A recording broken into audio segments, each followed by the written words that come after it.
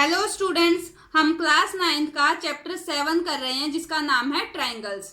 इसकी एक्सरसाइज 7.2 चल रही है।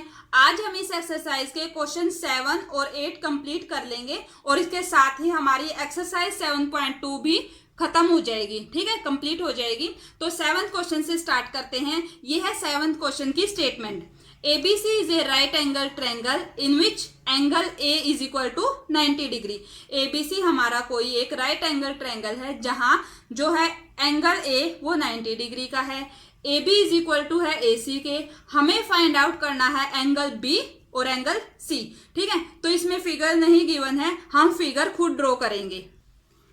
हमें एक राइट एंगल ट्रायंगल बनाना है। ठीक है,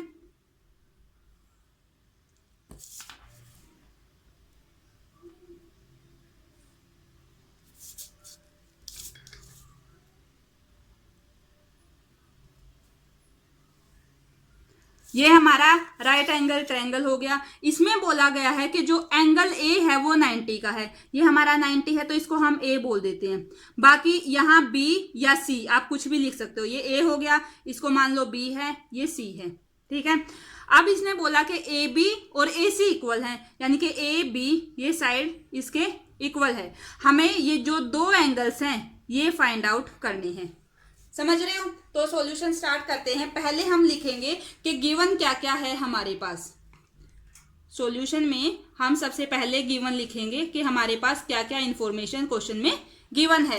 गिवन था हमारे पास angle A is equal to 90 degree. समझ रहे हो? सेकंड क्या गिवन है? ए बी इक्वल है ए सी के। Side A B is equal to A C के। अब ये हमें फाइंड आउट करने हैं। अब आप ये देखिए, अगर ए बी AC के इक्वल है तो इनके सामने वाले एंगल्स भी क्या होंगे? इक्वल होंगे। हमने थ्योरम में पढ़ा था opposite angles of the equal sides are also equal, है ना। तो जो हम लिख सकते हैं इस लाइन से कि इसलिए एंगल B इक्वल होगा एंगल C के, यानी कि यही दो हमें फाइंड आउट करने हैं। इनकी जो भी वैल्यू आएगी वो इक्वल आएगी। इसी चीज का हम यहाँ यूज करेंगे। अब यहाँ से आप देखो, जो ये पूरा ट्रायंगल है हमारा, किसी भी ट्रायंगल के तीनों एंगल्स का सम कितना होता है? 180 डिग्री। इसी चीज का यहाँ यूज करेंगे।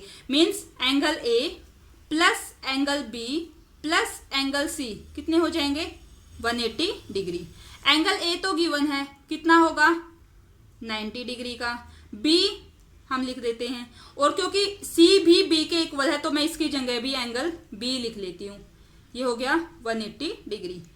यहां से हो गया twice of angle B is equal to 180, उधर जाके माइनस हो जाएगा 90। तो जो एंगल B है, ट्वाइस था ना इसका, ये हो गया 90 डिग्री। ये उधर आके डिवाइड हो जाएगा तो एंगल B कितना आ गया? 45 डिग्री।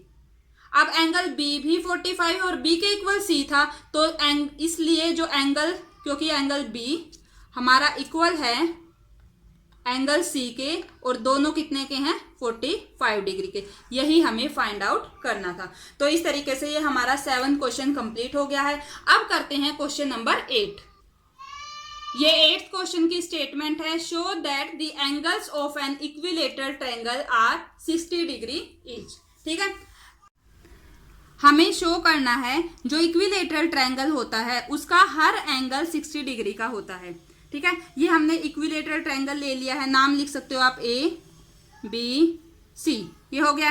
आपको पता होगा इक्विलेटरल ट्रायंगल की तीनों साइड्स इक्वल होती हैं। ठीक है, तो हम जब सॉल्यूशन लिखेंगे, इसका सॉल्यूशन करेंगे, तो उसमें हम गिवन में लिखेंगे कि AB is equal to BC is equal to AC। क्यों? क्योंकि triangle ABC is an equilateral triangle. ठीक है, हमें क्या शो करना है? हमें शो करना है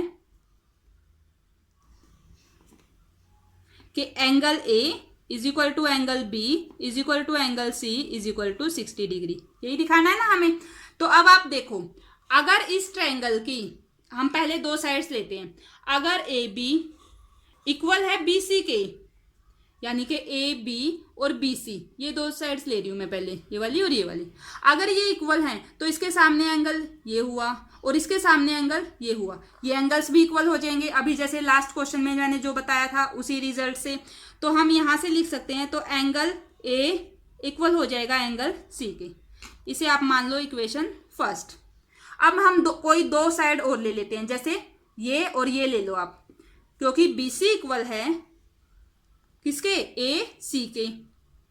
ठीक है, अब ये दो साइड देखो, ये वाली और ये वाली, इसके सामने वाला एंगल ये हुआ ना और इसके सामने ए, यानी कि यहां से मेरे पास आ रहा है angle B is equal to angle A. इसको आप मान लो सेकंड इक्वेशन। ठीक है, ए सी के इक्वल है, बी ए के इक्वल है। ठीक है, ए सी के भी इक्वल है और ए बी के भी इक्वल है, तो इन दोनों इक्वेशन से आप क्या देख सकते हो, दोनों इक्वेशन से अगर मैं इसी को ऐसे लिख दूं, angle A is equal to angle B, कोई फर्क नहीं पड़ेगा, सिर्फ आपको समझाने के लिए। ठीक है, अब इन दोनों इक्वेशन को देखो, लेफ्ट साइड इक्वल है यानी कि बी और सी भी इक्वल होंगे। हम लिख सकते हैं from equation 1 and 2 angle B also equal to angle C. ठीक है, अब जैसा कि आपको पता है किसी भी ट्रायंगल के तीनों एंगल्स का सम कितना होता है, 180 डिग्री। तो हम लिखेंगे angle A plus angle B plus angle C is equal to 180 degree. A को मैंने लिखा एंगल ए किसके इक्वल है, सी के या बी के, और ए जो हमारा बी है वो सी के इक्वल है ना। तो देखो जैसे कि एंगल बी मेरा किसके इक्वल था, एंगल ए के, इसकी जगह ए लिख सकती हूँ, और एंगल सी मेरा किसके इक्वल था, वो भी एंगल ए के, तो मैं यहां लिख सकती हूँ एंगल ए। समझ रहे हो, इन्हीं दो इक्वेशन का यूज किया। आप चाहो तो इसको इतना ना भी लिखो तो भी काम हमारा हो जाएगा। यहां से ये आ गया 180 डिग्री। ठीक है, 1 2 3 time of angle A is equal to 180 degree, angle A is equal to 180/3 that is 60 degree. अब क्योंकि एंगल ए 60 आ गया और मेरे तीनों एंगल मैं यहां से इक्वल प्रूव कर चुकी हूं, तो हम लिखेंगे इसलिए angle A is equal to angle B is equal to angle C is equal to 60 degree. यही चीज हमें यहाँ प्रूव करनी थी। समझ रहे हो, तो ये हमारा 8th क्वेश्चन कंप्लीट हो गया है और इसी के साथ हमारी एक्सरसाइज 7.2 भी कंप्लीट हो गई है। आई होप आपको पूरी एक्सरसाइज अच्छे से समझ में आ गई होगी।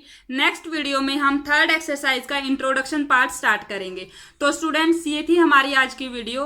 अगर आपको मेरी वीडियोस अच्छी लग रही हैं, आपके लिए हेल्पफुल हैं, तो प्लीज़ वीडियो को लाइक करना, चैनल को सब्सक्राइब करना और अपने फ्रेंड्स के साथ शेयर करना। Thank you.